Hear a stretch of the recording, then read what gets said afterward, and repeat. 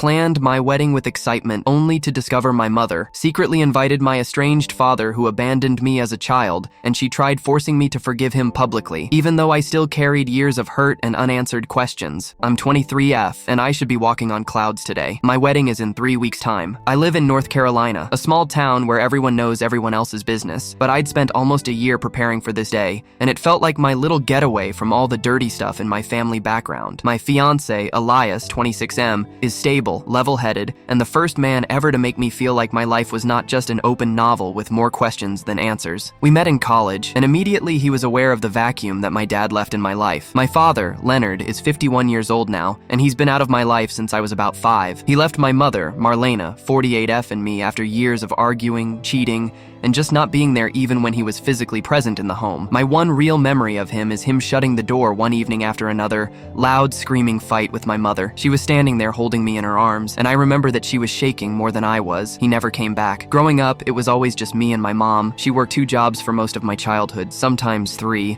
and I'll never deny she kept me fed, clothed, and in school. But she also carried this bitterness that seeped into every part of our lives. She never went out with anyone else, never had friends per se, and she reminded me on a weekly basis that she gave up her life for me. I always felt like a project that she finished but didn't take pride in. Still, she's my mother, and when Elias proposed to her, all I could think was, at least she'll be happy to see me actually start having a family. I hoped she could be sitting front row center, smiling, beaming, even though we'd never exactly had the warmest relationship. The early days of wedding planning were exhilarating. I wore a dress with my closest friend, Harper, 24F, and she cried harder than my mom cried when I tried it on. Elias's family, especially his mom, Anna, 55F, came together in ways I could never have pictured. Anna took me to cake tastings, helped me pick flowers, even insisted on helping with minor details. It was beautiful, but also embarrassing. Since every time Elias's family came, my mom seemed smaller, quieter, like she was letting me slip through her fingers. I continued to tell her, "Mom, you'll always be a part of this. You're the reason I even ended up here." She'd incline her head, but her eyes would have this distant expression. About a month back, something strange happened. We were finalizing the guest list. I had about 70 total. Elias had about 90. My mother was insistent she wanted to invite a few of the old church friends, which was fine. I believed it was her way of having someone to look after her because she doesn't form close relationships. Then, reviewing the seating arrangement last week, I saw a name that sent shivers down my spine. Leonard S. My father. My estranged father. I actually thought that I had erred. Maybe some bizarre typo, or maybe she accidentally keyed in the last name of another person.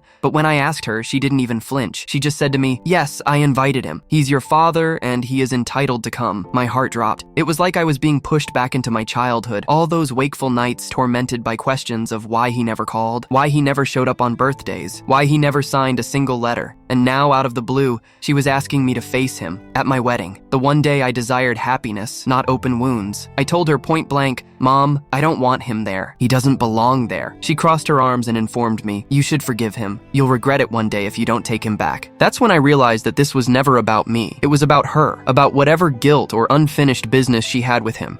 Maybe she thought that by setting us up, she could fix something in her. But all it did was open it all back up again inside of me. I've been torn apart the past week. Elias is furious on my behalf. He told me, if he does turn up, I'll have him taken out of here. You don't deserve this. Harper tells me to tell my mom off before it all gets out of control. But me? I just feel like I'm 10 years old again, standing by the door, waiting for the dad who never came walking back in. And now the idea of him standing there glaring at me walking down the aisle, smiling like he got the right to be there makes me sick. I don't know what to do. Half of me wants to just cancel the whole thing, elope with Elias, and marry in secret without the freak show. But part of me still requires my mom to be present, to be proud of me, to at long last put me first. And I feel like no matter what I do, I'm going to lose something. The week before the wedding was hell. I attempted to focus on the minutia, my dress fittings, the flowers, the seating chart, but everything just seemed to be smothering me. I couldn't help but wonder about Leonard being present. I felt myself going through my childhood recollections, the ones that I had struggled so much to conceal. I was 7 years old, hiding behind the curtains while my mother cried in the kitchen, the sound of the thud of his boots in the hallway as he departed again. I remember birthdays, Christmas mornings, school productions, and sporting events when he never showed up, when other kids had their fathers cheering them on from the sidelines, and I had nothing.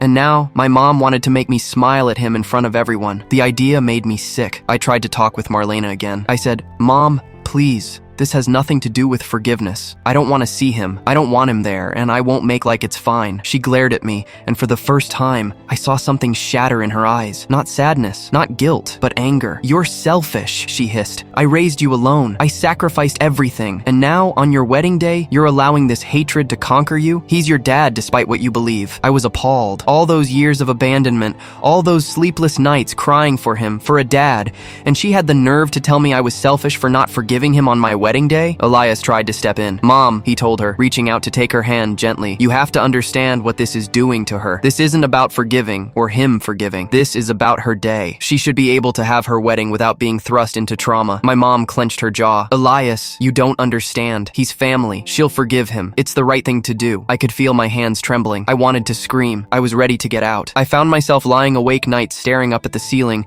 remembering everything about Leonard. I remember the way he'd smile, the occasional times when he'd be present, and just how quickly it would fall into shouting, into disappointment, into cold silence. I remember asking him why he left, why he did not care for me enough to stay, and he shrugged and said something about needing his freedom. And now, at 23 years old, I was supposed to forgive that shrug to all these dozens of people who had no idea what it was like to be raised without a dad? I couldn't do it. I couldn't even begin to try. 2 days before the wedding, Marlena dropped another bombshell. She told me that Leonard had RSVP'd. He was coming. She even suggested I might want to have a little private moment with him first. I laughed, but without humor. I couldn't believe what I was hearing.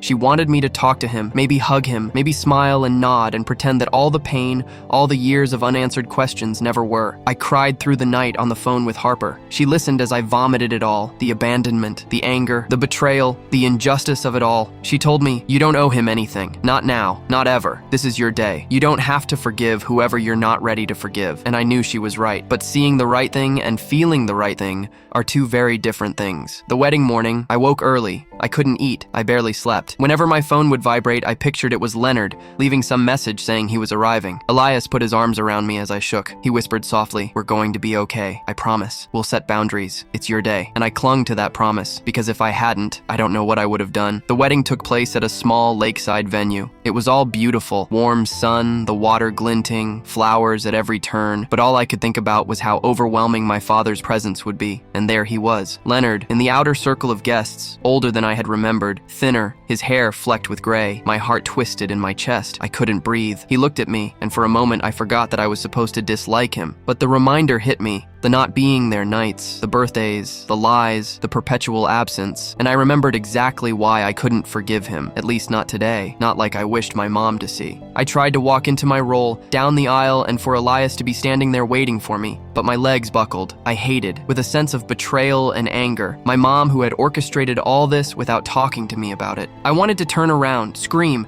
and run as far away from all of them as possible, but I didn't. I told myself I'd make it through today without breaking. For Elias, for the life we were starting together. As I walked down the aisle, I could sense Leonard stare. My mom sat to my left, beaming, tears streaming down her face. I knew she needed me to forgive, to accept, to embrace him, but all I could do was just keep moving forward, clutching my bouquet like a barrier. When I got to Elias, he took my hand, and the whole universe became all about him. I could hear the officiant saying the words, the soft music playing, and my father's presence fell back a little from the foreground. But the tension, the fury, the questions left unspoken, none of those left in any way. I peeked at Leonard during the vows. He was trying to smile, no doubt hoping he could repair something in public.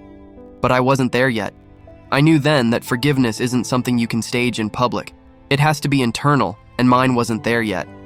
My mom may have wanted a public drama, but I was not going to give it to her. And after the ceremony, reception followed, smiling, clinking glasses, laughing, and I tried to do the same. But the moment I laid eyes on Leonard, my stomach twisted. I stuck close to Elias, to Harper, to anyone who would make me feel safe.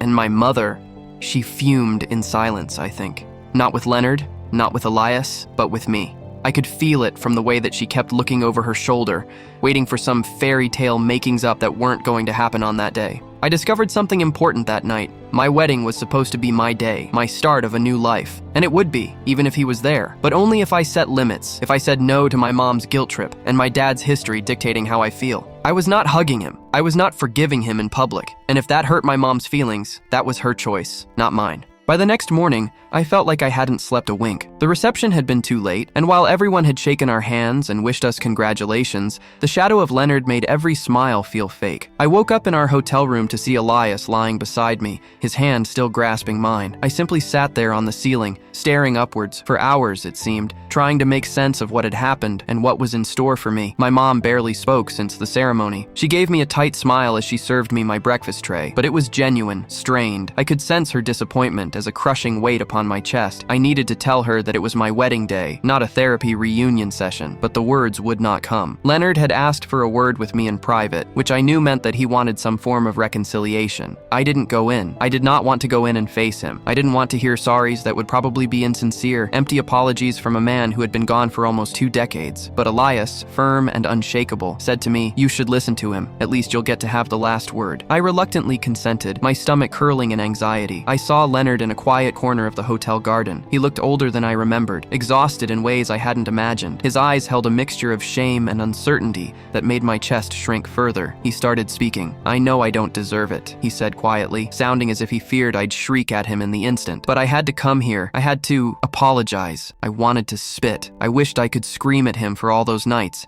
Every night I went to bed in tears, questioning why he didn't care. But I just sat there. You don't want to hear me out," he continued, "and you have the right. I screwed up horribly, but I'm here. I want to be the right thing." My hands shook. I could see my heart racing in my temples. I wanted to say, "Get out of here, never come near me again." But a part of me, the part of me that had always hoped for a father, wanted to say something, anything. I couldn't because the rage, the betrayal, and the years of unasked questions had built walls I didn't know how to take down. And then Marlena arrived, some feet away, her arms crossed. Her expression was one of hope and frustration. She looked at me and said, "Talk to him. Don't let this get away. Don't make me regret all these years." I addressed her, my voice shaking. "Mom, this has nothing to do with you. My wedding, not yours. I don't have to forgive him publicly, and I don't have to pretend that I'm fine." Leonard lowered his head further, and for a moment, I saw the man I had once wanted him to be, the man I fantasized about in childhood dreams, a loving father, but bitter reality shook me harder. I understand," Leonard said quietly. I don't want to make things worse. I wanted to throw the bouquet in his direction. I wanted to scream about the birthdays, the school events, the nights I cried alone. But I breathed, shook my head, and replied, "I'm not ready. Maybe I never will be, but you're here, and that's enough for now." He nodded slowly, wondering if he should be relieved or upset. Marlena's eyes softened briefly, and then turned hard again. She said nothing, but I sensed the judgment in her eyes. Then I knew that no matter what I did, I would never be able to please everyone. Not my mom, not my dad, not anyone. I could only stand my ground and fight back. Elias found me later by the lake. He took me in his arms, and I felt a release at once. I cried for the first time that day. No longer out of anger, no longer out of pain, but out of release. I had survived the worst of my wedding. I had stood up to Leonard without caving, without forgiving him on her orders, without letting Mom fabricate a tale I wasn't ready for. The day continued more quietly. Guests mingled, danced, and laughed. I spent time close to Elias, close to Harper, and with a few friends who were like family. I saw Leonard sporadically, but I didn't talk to him. Marlena lingered, watching, still tight with tension. She visited me once, tears welling up in her eyes, and whispered, "I just wanted you to have all of your family here." I shook my head. "Mom, that is my family, right here. Don't make this about the past. I need you here with me, not him." She nodded slowly, finally understanding, or at least faking it. That night, after the reception, Elias and I sat on the balcony of our hotel room that overlooked the lake. Fireworks from the city nearby glimmered off the water. I was leaning against him, exhausted and drained. I whispered, "I don't think we made it through that." He softly kissed my forehead and said, "We did. And you didn't have to sacrifice who you were in the process of doing it." Those words were balm to my soul. I knew at that moment that forgiveness was a choice. Healing was a choice. But today I had claimed for myself the right to feel my feelings, to nurture myself, and to start my life on my own terms. Even as I was drifting off to sleep, I knew that the aftermath would be difficult. My mother would have ideas. Leonard would have guilt. And I would still carry scars from the past. But for the first time, I felt a sense of control over my own life. I had survived the wedding, survived the confrontation, and most importantly, survived standing up to my father without losing myself. The world would go on tomorrow, and so would the questions, the anger, the unsettled past. But I had my husband, my friends, and a small but unshakable confidence that I could make it through the future without losing feelings or pride. And for now, that was enough. I woke up the morning after the wedding, feeling relieved and exhausted, as if I had ridden out a storm that might have rent me asunder. My mind reeled with the tension of the week, my heart still pounding from having defied Leonard, but there was a heavy stillness that fell over me. I knew the worst was over. The ceremony, the public pretense, the reconciliation that had been forced on me. It was now time to unravel it all for myself. to figure out what it all signified to me, to my mom, and to the new life I was beginning with Elias. I spent most of the morning holed up in our hotel room, sipping coffee while Elias perused the newspaper beside me. Outside, the city was stirring, ordinary and oblivious to the chaos of my family's soap opera. I thought of Marlena and Leonard, how immersed their history was with my own, and how little I'd been able to control their choices. It struck me that I'd never really be able to make them see what they'd done, wouldn't be able to make them understand the depth of the emptiness and abandonment I'd lived with for so long. And yet, I knew. I didn't need them to know. I simply needed to protect my own heart, to create boundaries that would allow me to heal at my own pace. Then my mother came by to say goodbye. She was tired, more aged than she was at the ceremony. The lines at the corners of her eyes etched deeper. She reached out to me, and I took her hand reluctantly. She breathed low in my ear. "I'm proud of you, really." I knew she was being honest, even though she still regretted her response to Leonard's invitation. I nodded, feeling the familiar pull of love and anger, the confused skein of daughter-mother loyalty and anger. I spoke softly. "Thanks, Mom. I need you here with me, not trying to cure the past for me." She exhaled, a shaking, ragged breath, and finally seemed to understand that my marriage was not about her healing or Leonard's redemption. It was about me starting a new life. Elias and I left the hotel that afternoon, driving to our first home as a couple, a small apartment that we had selected months earlier. I felt freer there,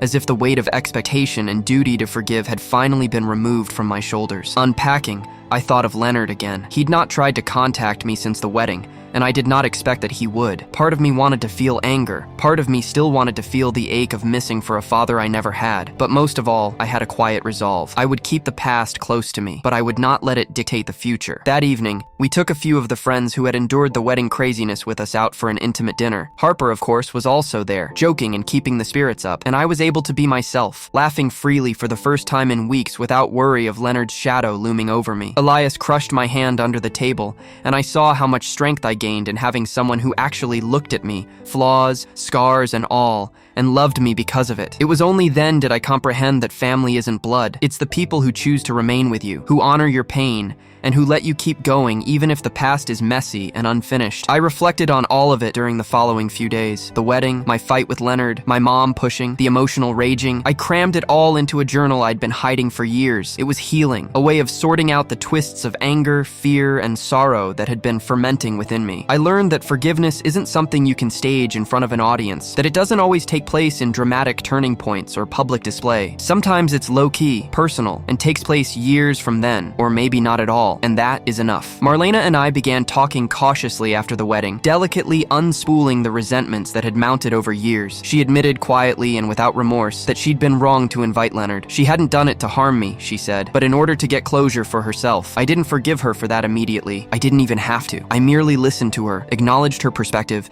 and decided to focus on the most important, my life, my marriage, and my own well-being. Weeks turned into months, and life settled back into a routine. Elias and I grew fully accustomed to our apartment, decorated our home with memories of our life together as a couple, and slowly let the wedding frenzy go. Leonard never phoned, and I never phoned. The lack remained, a ghost in my life, but it no longer held power to direct my emotions or author my tale. I had reclaimed my tale. I was not any longer a child waiting for a father who never came. I was a grown woman, 23 years of age, married to a man who loved me fully, and with the power to live a life authored by decision rather than abandonment. In hindsight, I realized the wedding was not simply a ceremony. It was a melting point, a test of boundaries, resilience, and emotional resilience. It forced me to confront all the painful memories, all the lingering questions about my father, and all the bittersweet feelings towards my mother. I was not immune. I still carried scars, still had moments of doubt and anger. But I also carried with me clarity, a silence that I knew I could survive trauma without it possessing me, that I could protect my heart without cutting it off. There are evenings when I still think about Leonard, question what could have been, ponder the girl I once was and the father she never met. I experience the hurt, but it is no longer paralyzing. I know it with wisdom, understanding, and the ability to choose my response. And in reflecting on my mother, I honor her flaws and sacrifices, her mistakes, and her love richly entwined and not easy, but real. I understand now that my wedding was not just the start of a new existence with Elias. It was the moment when I reclaimed my right to my own story, my own emotions, and my own destiny.